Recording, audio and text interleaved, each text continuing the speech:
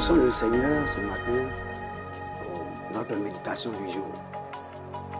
Et vous avez vu que c'est une grâce pour nous d'être à la présence de ce grand Dieu. C'est sa parole qui façonne et qui transforme. Elle a changé des vies. Si nous sommes là aujourd'hui, c'est grâce à cette parole-là. Être en présence de Dieu, Dieu est dans sa parole. Nous sommes venus écouter cette parole. Disposons le cœur et recevons cette parole avec vie. Le thème de notre méditation ce matin s'intitule « La haine, le tourment, la traîtrise, apostasie et chute ». C'est des éléments qui sont tirés dans le livre de Matthieu, le chapitre 24, le verset 9 à 15. Je prends cette lecture. « Alors on vous livrera au tourment et l'on vous fera mourir, et vous serez haïs et de toutes les nations à cause de mon nom. Alors aussi plusieurs succomberont et ils se trahiront, se haïront les uns les autres. Plusieurs faux prophètes s'élèveront et ils séduiront beaucoup de gens. Et parce que l'iniquité se sera accrue, la charité du plus grand nombre se refroidira. Mais celui qui persévérera jusqu'à la fin sera sauvé. Cette bonne nouvelle du royaume sera prêchée dans le monde entier pour servir de témoignage à toutes les nations. Alors viendra la fin.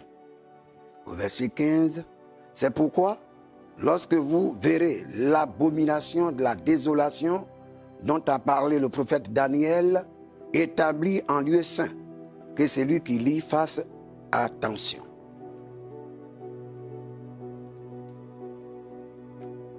À la lumière de cette parole, nous comprenons là que les prophéties du Seigneur à propos de son glorieux retour annoncent des signes qui ont non seulement leur accomplissement dans le monde, mais aussi dans l'Église. Christ annonce que les vrais croyants seront tourmentés et haïs. On peut voir ça dans le livre de Matthieu, le chapitre 24, le verset 9, comme ça a été dit. Ici, tout à l'heure, on dit « Alors, on vous livrera au tourment et l'on vous fera mourir, et vous serez haïs et toutes les nations à cause de mon nom. » La traîtrise, l'apostasie et la chute au milieu des croyants. Le relâchement général de la foi en la parole de Dieu sera manifeste. Quand nous prenons Luc 18, verset 8, nous verrons cela. L'amour des croyants refroidira à cause de l'iniquité qui s'est accrue dans le monde. Matthieu, le chapitre 24, verset 12 à 15. Le Seigneur nous interpelle tous à avoir une attitude digne d'enfants de Dieu face à ces choses. Car quand les fondements seront ébranlés, le juste, que fera-t-il? Voilà un peu, à travers la lecture, ce qui a été dit. Nous sommes dans ces temps. Ce qui se passe aujourd'hui, quand on parle de l'apostasie, des choses même qui se passent dans le monde sont rentrées dans l'Église. L'amour du plus grand nombre est refroidi aujourd'hui. C'est les actes que nous voyons dans les églises. L'église où Dieu, parce qu'il y a l'église de Satan, puis il y a l'église de Jésus. Si nous sommes dans l'église de Jésus, c'est que nous devons avoir le comportement de Christ. Satan a son église, mais l'église de Jésus, alors c'est son attitude, c'est son traitement qu'il faut. C'est ce qu'il dit que chacun de nous doit viser, doit vivre pour avoir une meilleure vie. Parce que Jésus, il nous a sélectionnés, nous a envoyés, il a tendu sa main, nous sommes venus à l'église pour ressembler un peu à Jésus, pour avoir son caractère. On ne peut pas être dans l'église et puis avoir autre chose, autre comportement. Et c'est ce qui est vécu aujourd'hui. L'amour n'est plus. Chacun, on dit chacun pour soi, Dieu pour tous. C'est ce langage-là qui se tient un peu partout. En réalité, tel père, tel fils. Ce que Christ a fait, Il est allé à la croix, il a accepté de faire ce sacrifice pour que toi et moi, nous ayons la vie. Il ne faudrait pas qu'au dernier jour, malgré tout ce que nous faisons, c'est va-et-vient. Tout ce qui se passe, Jésus va te dire que je ne t'ai jamais connu. Il le dira parce qu'il a dit que les temps viennent où plusieurs vont s'élever pour dire que non, j'étais dans telle église, j'étais dans Baptiste Hébreu Mission, j'étais dans catholique, j'étais ceci. Mais il dira à certains que je ne vous ai jamais vu. Pourquoi Christ va dire qu'il ne nous a jamais vus? C'est le fait de vivre dans ce milieu et avoir une autre attitude qui est contraire à sa volonté.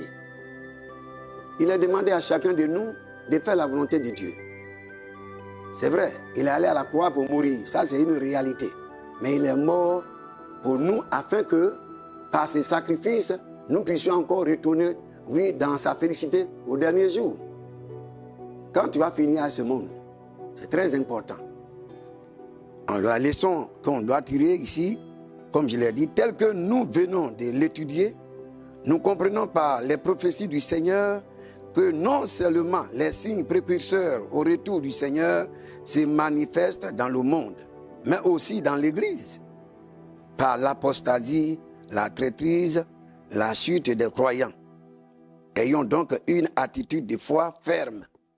Soyons fermes, inébranlables, chaque jour que Dieu fait.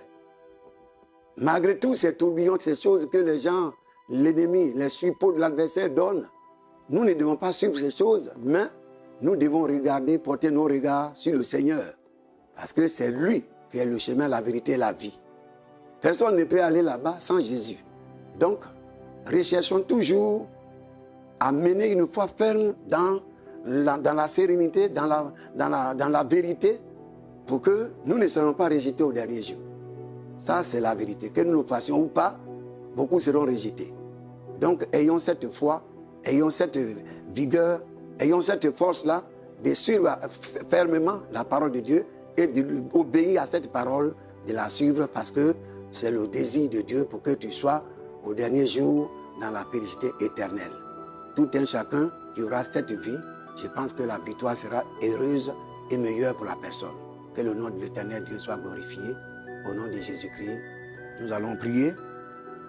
Père, c'est une grâce ce matin, comme je l'ai dit, d'être en ta présence. L'occasion n'est pas donnée à tout le monde.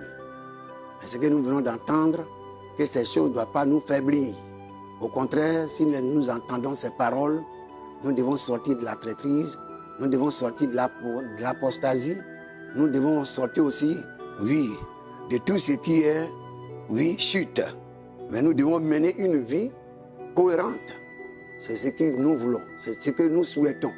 Donc je prie afin que chaque cœur soit véritablement attiré à cela, chaque jour que tu fais, pour que nos cœurs soient attachés à ta parole. C'est en elle se trouve la vie. C'est en elle se trouve la vie, la puissance. Si nous veillons et que nous pratiquons cette parole, alors nous verrons la gloire de Dieu. C'est pourquoi il est écrit, si vous savez ces choses, vous êtes heureux pourvu que vous les pratiquiez. Alors, ce matin, je prie pour que chaque cœur soit affermi, que chaque jour, nos oreilles soient attentives à la parole de Dieu et que nous recherchons, que nous ayons soif de la parole. C'est en elle se trouve la vie, c'est elle que nous façonne chaque jour et que chacun verra la gloire de Dieu si ce suivi a été fait. Que le nom de Dieu soit glorifié. Au nom de Jésus-Christ. Amen.